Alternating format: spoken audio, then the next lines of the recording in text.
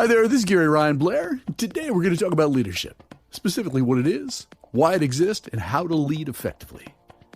It would be a mistake to underestimate the profound impact on our national consciousness of stories of callousness, greed, violence, and deceit by some people, and of the never-ending barrage of scandals among high-profile leaders and celebrities. More and more these days, we're called upon to evaluate leadership and to understand events in terms of character. And this message is meant to be a raw and honest, candid conversation about the current state of leadership, specifically what it is, why it exists, and how to be a great leader, as well as a number of issues in need of repair directly due to leaders behaving badly. So let's address the first question. Why do leaders exist, and what is their purpose? Well, leaders in every case are stewards of a nation, a company, a team, or of family ideals. And a steward is a caretaker, someone who holds something in trust on behalf of others. It's not a behavior that's motivated out of self-interest or out of special interest. Leaders exist to protect cherished values and core beliefs like freedom and privacy, not to undermine them and to sell them out. Leaders exist to sustain and to inspire hopes for a bigger, brighter, and a bolder future, not to sacrifice the future, nor to burden future generations for their self-serving, short-term gain. Leaders exist to provide vision, to foster self-reliance, and to help drive positive results for all. Certainly not to manipulate, to weaken, and to deceive those in their care. Leadership is truly about choosing service over self-interest. And leadership properly performed is an exercise in outgoing and ongoing concern for others, including defining and setting boundaries as needed.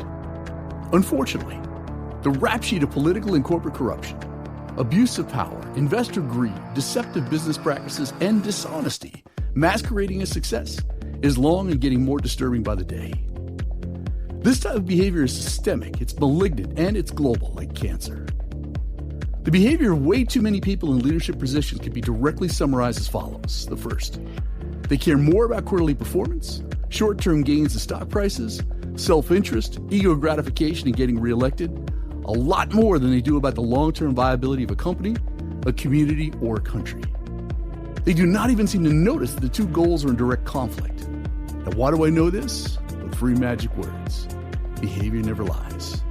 And number 2, their short-term greed, their personal and party wins, along with their unwillingness to think through the long-term consequences of their behavior, leads them to be more interested in appearances over substance, character, and fiduciary responsibilities.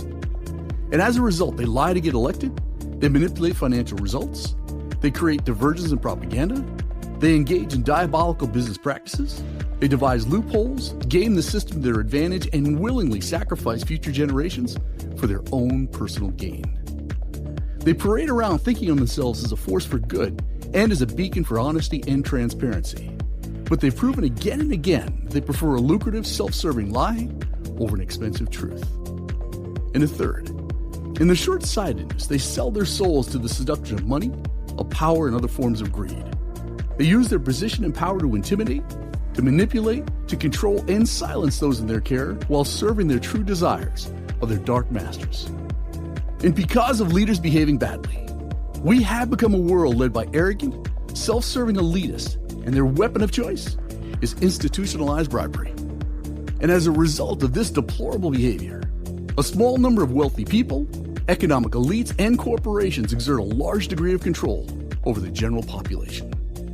They stack the deck in their favor, they play with loaded dice, and they fix the rules of the game so that they win, and both you and I lose. Now let's turn our attention on the bright side, on the solution and the core attribute for being a great leader. See, leadership is all about one enduring quality, and that is character. Popularity is temporary, change is often unpredictable, and interest rates will always fluctuate, but only character endures. It is the one true constant. And for leaders to be effective, there must be uncompromising emphasis on integrity of character. And if you doubt this, I want you to consider these questions. What type of person do you want your daughter or son to marry? See, it's time people stop pretending that driving results was more important than demonstrating good character. And if you're unable to achieve victory with honor, just don't take the job, because character really does count. Stewardship is only virtuous if the good of the community is sought out and achieved above all else by its steward.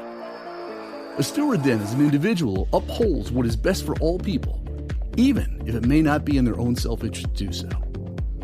In addition to protecting values and beliefs, good stewards live those values as a model and as an example for others to follow. So why is this important? Well, it's important because throughout your life, you'll find yourself thrust into many different leadership roles. You will be called upon to be a steward of what is right and good, what is lasting and of value for those in your care. And the quality of your stewardship depends greatly on what you perceive a steward to be, on how you think about other people, on the seriousness of your commitment, and most importantly, on how you determine what is right, what is good, and worth holding in trust. Leadership is everybody's business, as it's an issue that affects all of us. Not only are we impacted by it, we are all called upon to exercise it in a number of temporary situations. See, whether we're called upon to be involved in leading government or business, coaching a team, educating young minds, leading a family, organizing a dinner party, a carpool, a household, or standing for what is right, each one of us participates in leadership roles. So the questions you need to consider are the following. Are you the kind of person that others want to follow? Do you walk your talk and set an example worth emulating? See, the answer to those questions depends on your character. As a strong leader, sets a strong example. No one, under any circumstances, should ever be appointed to or to accept a leadership role unless they're willing to have his or her character serve as the model for others to emulate. How many times can you demonstrate poor character before becoming too weak to overcome the big challenges that you're destined to confront? See, violations of honesty and integrity dilute your strength, they suppress your psychological immune system, and they chip away at your self-esteem. And people do have an indisputable divine right to expect and to demand good character and exemplary character from their leaders. Therefore, we must lead with character or we must get out of the way.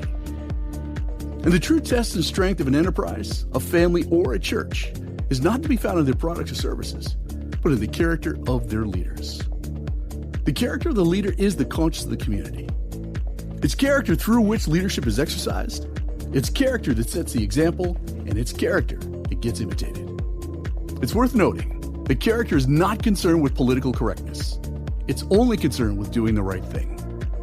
And people with character understand that what works is not necessarily what is right, even when they can get away with less, even when the wrong thing seems like no big deal, even when no one is watching. See, life is full of curious and meaningful paradoxes, but steward leadership is one such paradox that will serve you well in all of your leadership roles and for each day of your life. So before you take on a leadership role, you need to ask yourself a few, actually 3 simple but very important questions to determine your worthiness. The first, am I the type of leader whom others want to follow? Number 2, if everyone modeled my behavior, what kind of culture would be created? And number 3, what can I do to set an excellent leadership example that inspires friends, family, and associates to raise the bar in their own performance? Now, I want you to heed this warning. You will pay a price for demonstrating high standards and strong principles. And while people may be impressed and respect you, they won't always like you. You'll wrestle with inner conflict, buyer's remorse will definitely set in, you're likely to obtain a few battle scars as you exercise good character. Nonetheless, carry on. See, we live in an age that increasingly sacrifices personal responsibilities at the altar of personal freedoms. And we fail individually and collectively to take seriously the importance of character.